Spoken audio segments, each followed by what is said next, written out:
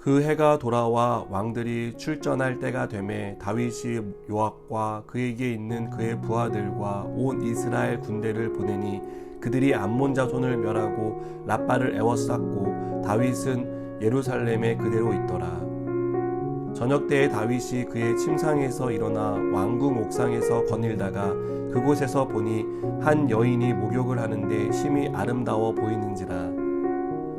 다윗이 사람을 보내 그 여인을 알아보게 하였더니 그가 아뢰되 그는 엘리암의 딸이요 햇사람 우리아의 아내 밧세바가 아니니까 하니, 다윗이 전령을 보내어 그 여자를 자기에게로 데려오게 하고 그 여자가 그 부정함을 깨끗하게 하였으므로 더불어 동침하매 그 여자가 자기 집으로 돌아가니라. 그 여인이 임신하매 사람을 보내 다윗에게 말하여 이르되 내가 임신하였나이다 하니라. 다윗이 요압에게 기별하여 햇사람 우리아를 내게 보내라 하매 요압이 우리아를 다윗에게로 보내니, 우리아가 다윗에게 이르매 다윗이 요압의 안부와 군사의 안부와 싸움이 어떠했는지를 묻고, 그가 또 우리아에게 이르되 내 집으로 내려가서 발을 씻으라 하니 우리아가 왕궁에서 나가매 왕의 음식물이 뒤따라가니라. 그러나 우리아는 집으로 내려가지 아니하고 왕궁 문에서 그의 주의 모든 부하들과 더불어 잔지라. 어떤 사람이 다윗에게 아뢰되 우리아가 그의 집으로 내려가지 아니하였나이다. 다윗이 우리아에게 이르되 내가 길 갔다가 돌아온 것이 아니냐, 어찌하여 내 집으로 내려가지 아니하였느냐 하니, 우리아가 다윗에게 아뢰되 언약궤와 이스라엘과 유다가 야영 중에 있고 내 주 요압과 내 왕의 부하들이 바깥들에 진치고 있거늘 내가 어찌 내 집으로 가서 먹고 마시고 내 처와 같이 자리이까. 내가 이 일을 행하지 아니하기로 왕의 살아계심과 왕의 혼의 살아계심을 두고 맹세하나이다 하니라. 다윗이 우리아에게 이르되 오늘도 여기 있으라. 내일은 내가 너를 보내리라. 우리아가 그날에 예루살렘에 머무니라. 이튿날 다윗이 그를 불러서 그로 그 앞에서 먹고 마시고 취하게 하니 저녁 때에 그가 나가서 그의 주의 부하들과 더불어 침상에 눕고 그의 집으로 내려가지 아니하니라. 아멘. 우리가 알고 있는 다윗은 하나님께 충성하는 충성된 사람이었습니다. 그러나 이렇게 하나님께 충성을 다하는 다윗도 심각한 죄를 짓는 것을 봅니다. 그것도 자신을 위해 목숨을 건 전쟁에 나선 우리아의 아내 밧세바와 불륜을 저지른 것입니다. 이 일로 인해 밧세바는 임신을 합니다. 다윗은 어떻게든 이 사건을 덮기 위해 전장에 나가 있던 우리아를 불러들였습니다. 그리고 왕궁으로 돌아온 우리아에게 집에 가서 쉬라는 명령을 내립니다. 우리아는 햇사람으로 이방인이었습니다. 용맹하기로 소문난 다윗의 30명의 용사 중 한 사람이었습니다. 다윗은 치열한 전쟁터에서 전쟁 중인 우리아를 불러 그의 수고를 위로하는 척하며 자기 죄를 덮으려고 했습니다. 우리아가 집으로 돌아가 아내와 잠자리를 갖는다면 다윗은 밧세바의 임신을 영원히 숨길 수 있다고 생각했습니다. 하지만 우리아는 충직한 신하였습니다. 우리아는 용맹한 사람이었고 의리가 있는 사람이었습니다.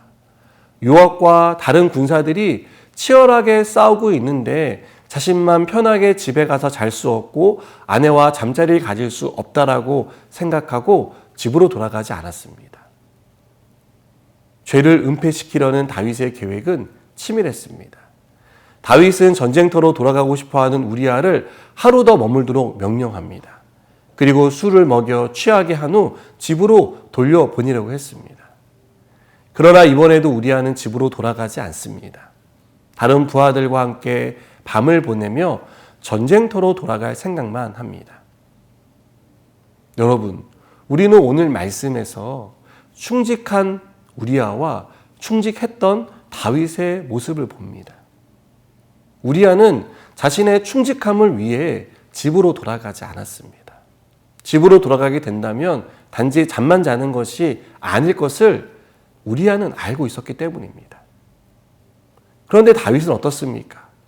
계속해서 그를 집으로 돌려보내려고 합니다. 그것은 우리아를 위한 배려가 아니라 자기의 죄를 감추려고 하는 추악한 생각 때문입니다. 다윗은 자신의 계획대로만 되면 죄를 숨길 수 있다고 생각했습니다. 손바닥으로 하늘을 가릴 수 있다라고 생각했던 것입니다. 여러분, 하나님은 다 알고 계셨습니다. 절대로 죄를 숨길 수도 가릴 수도 없습니다. 무엇보다 충직한 하나님의 종 다윗이 어떻게 이렇게 될 수 있나라는 실망을 우리는 이 말씀을 통해 느끼게 됩니다. 결국 죄 앞에서는 장사가 없다는 사실을 다시 한번 깨닫게 됩니다. 여러분, 죄는 우리에게 수치를 주고 모멸감을 줍니다. 우리가 느끼기에 죄는 달콤하지만 죄를 지은 이후에 우리는 말할 수 없는 수치심을 느끼고 죄책감에 사로잡혀 어떻게든 이 죄를 숨기려고 합니다. 그러나 우리가 덮는다고 해서 덮어지지 않죠. 죄는 짓지 않는 게 제일 중요합니다. 그래서 죄와 맞서 싸우되 피 흘리기까지 싸워야 합니다. 그러나 우리는 약한 의지로 인해 죄 앞에 너무나 쉽게 허무하게 무너집니다. 죄와 타협하고 다윗처럼 죄의 달콤함에 속아 넘어갑니다.